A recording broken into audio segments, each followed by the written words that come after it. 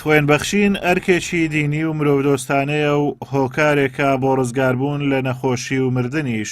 ڕێکخراوی بەخشینی خوێن و ژیان کە لە سەرجەم شارەکانی هەرێمی کوردستان لەقیان هەیە، توانیویانە لە ڕێگای خوێنبەخشانیانەوە لە ساڵی ڕابردوو 8274 بەتەڵ خوێن بە نەخۆش بدەن. ئێمە وەکو ڕێکخراوی بەخشینی خوێن و ژیان کە لە 14 ساڵ 2015 دامەزراوە لە سۆرانەوە دەستمان بەکار چالاکیەکان کردووە و ئۆفیس سەرەکیمان لە سۆرانە خاوەنی عەبدەلەقی ڕێکخراوین بە زۆربەی شارەکانەوە بە کەرکووکی خۆشەویستیشەوە لەو ماوەیەدا زیاتر لە 8274 بتڵ خوێنمان بەخشیوە و زایدەن 58 هەڵمەتی خوێن بەخشینمان هەبووە و زایدەن 319 چالاکی جۆراوجۆری تر کە هاوکاری مرۆیی و برین چالاکی تەندروستەکانی خۆی بینیەوە.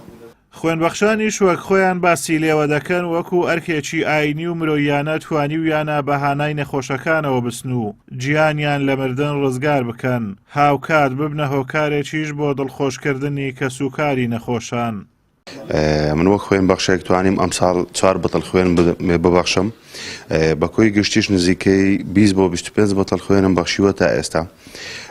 ئەو کاتانێک کە پەیوەندیم پێوە ئەکرێت لەلایەن هاوڕێیانەوە یان ئەو کەسانێک کە پێویستیان بە خوێنە، ڕەنگە ئەو کاتە هەست بە شتێک نەکەم، بەس کاتێک ئەبینم خانەوادەی نەخۆشێک، دایچێک یاخود باوکێک یاخود هاوسەرێکە چاوەڕێی هاوسەرەکەیەتی کە لە نەشتەرگیریە، ئەو کات هەستەکەم کە چەندە کارێکی مرۆیانم کردووە، ئەو کاتە زۆر هەست بە دڵخۆشی ئەەکەم و زۆر دڵخۆشم ئەو کاتێک کە هەستم کردووە بە فریادڕەسی کەسێک یان کەسێک ڕزگارەکەم.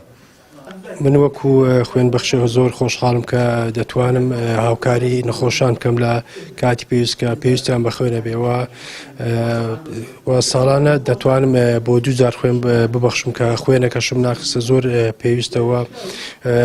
کاری خوێن بەخشین کارێکی زۆر پیرۆزەوە، توانیتم تا ئێستا نزیکەی 12 بتڵ خوێن ببەخشم و بەردەوامشم لە خوێن بەخشین. ساڵانە هەزاران نەخۆش پێویستیان بە خوێنوەرگرتن هەیە بە هۆکاری جیاواز لە ئەنجامدانی نەشتەرگەری و ڕووداوی هاتوچۆ یاخود تووشی نەخۆشی جیاواز بوون، وەکو شێرپەنجە و دابەزینی ڕێژەی خوێن و نەخۆشیە جیاوازەکانی تری خوێن. هەندێک کەس تەنها پێویستیان بە یەک پێکهاتەی خوێن هەیە، ئەمانە هەمووی لە ڕێی خوێن بەخشینەوە ئەنجام دەدرێن. ئازاد و مەراوی کەناڵی ئاسمانی پەیام، قەزای سۆران.